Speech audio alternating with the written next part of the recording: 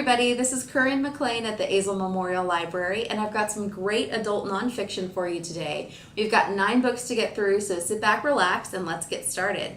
So our first book is called The Residence, Inside the Private World of the White House by Kate Anderson Brower.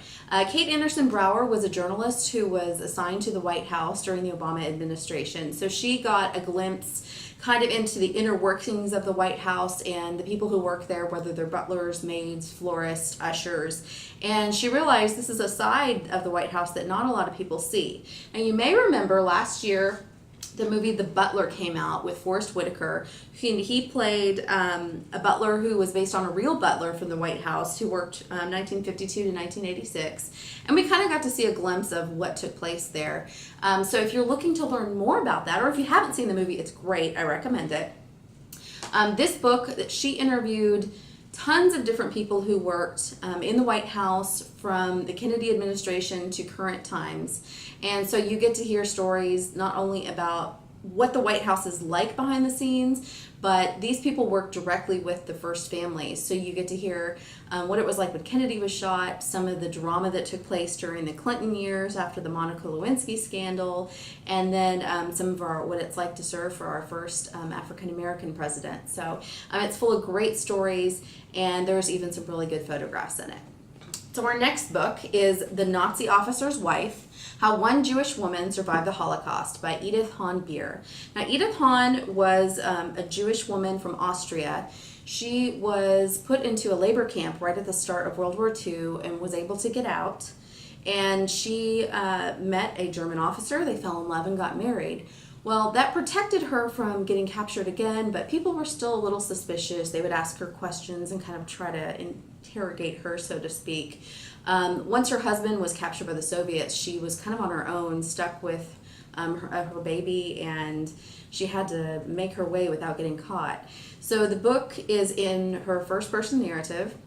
She was also very meticulous with keeping any letters she wrote to and from family and friends and her husband.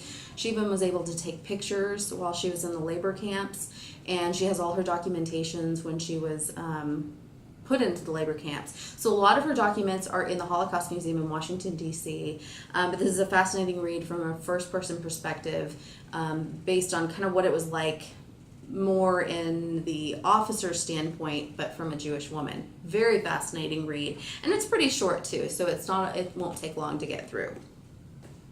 Next we have The Man Who Touched His Own Heart, True Tales of Science, Surgery, and Mystery by Rob Dunn. Now, Rob Dunn works for the biology department at the North Carolina State University. So he himself is not a doctor, but he chronicles kind of the medical history of heart surgery and when doctors were first kind of discovering how to do surgery on hearts with cadavers, all the way up to modern medical science. But he also goes into kind of the evolution and biology of the heart based on how humans differ from animals, little fun quirky facts like how people with gingivitis are more likely to have heart disease or heart attack.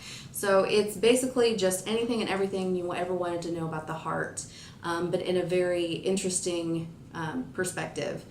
And if you like this book, Mary Roach wrote the book Stiff, which is all about how cadavers are used in modern medical science and in past medical science. So those kind of go hand in hand if you're interested in that kind of subject.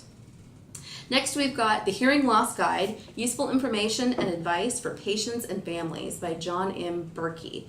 Now, if you're like me, you might have someone in your family who maybe is having some hearing loss and needs to get their hearing checked but won't do it, and you're trying to convince them, or maybe you are the person who is experiencing hearing loss for the first time and you don't know what to do. So this book is a very useful how-to guide.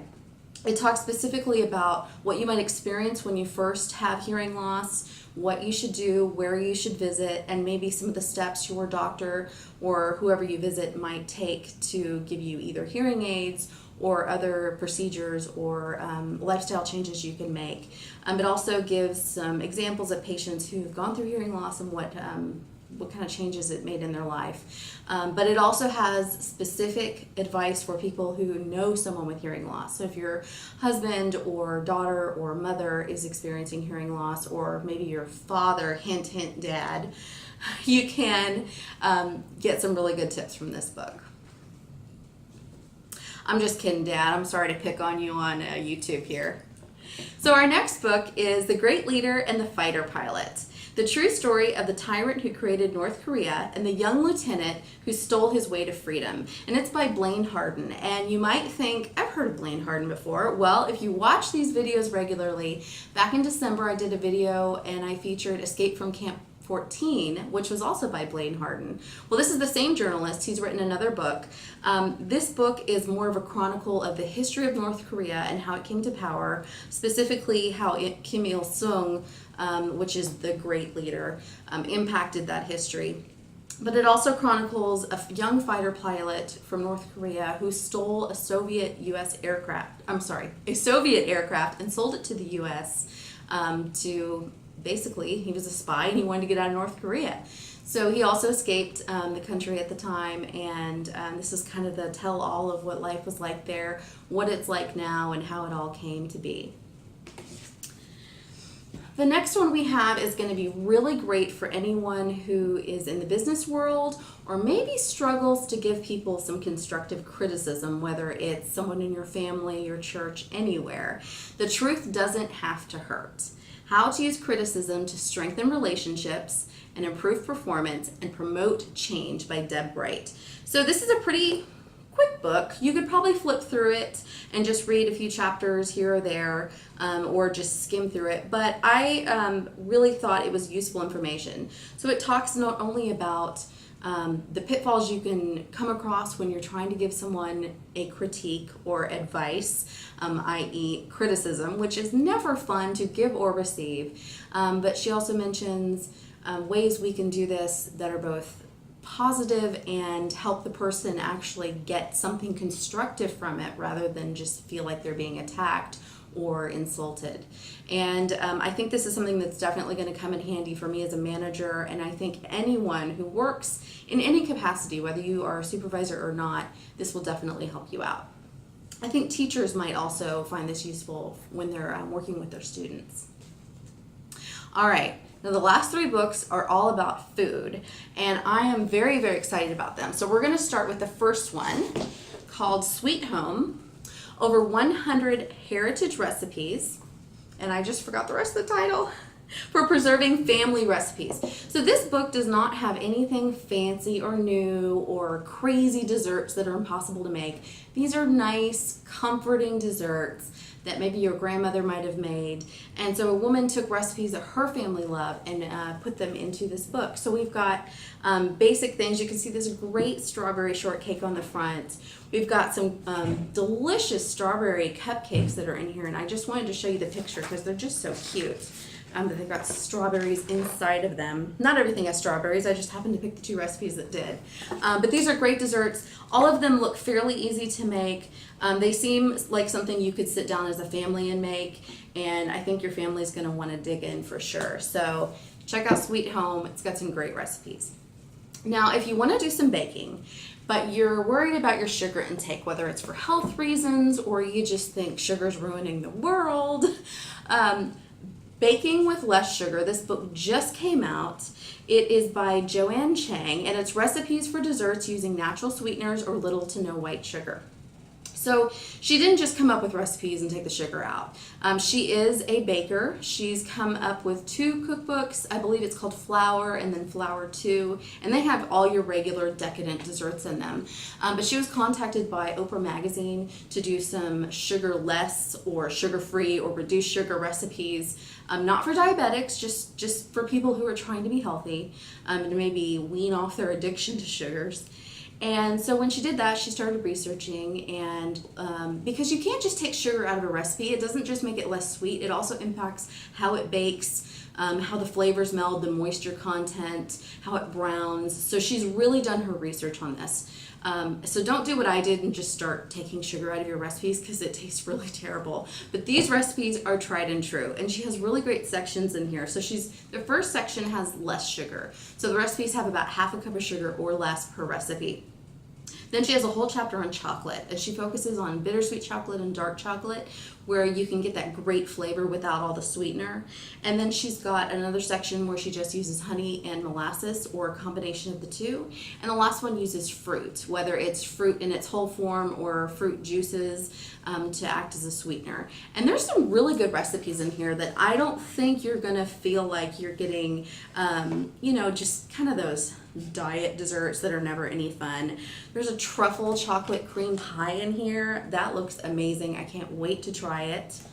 And there's a great recipe at the back in the fruit section, and these are the titles on a different page than the picture: summer peach dumplings with almonds and whipped cream. And they just look like these little pockets of heaven with peaches inside. So there's a nice mixture of recipes in here, and I know this has been a really hot new release for this, for cookbooks and for this author.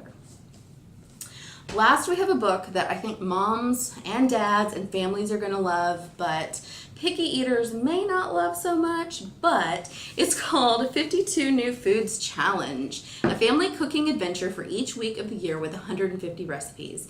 It's by Jennifer Tyler Lee. And what she did is she picks 52 foods. Now, some of them are pretty common. There's apples, green beans, grapefruit, but then there's some more obscure things that you've probably heard of but maybe you don't cook with regularly: artichokes, chickpeas, leeks, okra, those kinds of things, persimmons. And she breaks them down, so she's got her 52 foods, and she gives about 2 to 3 recipes per food. So the idea is every week you pick one of the recipes for one of the foods and you try it. The recipes look fairly simple. They look like things that you could probably make for a weeknight dinner. They look kid-friendly. But they also seem interesting enough that I think adults would like them as well. So maybe if your husband or wife or teenagers are picky eaters, you could introduce them to new foods, or maybe sneak them in a little bit in some of these recipes, not just for little kids.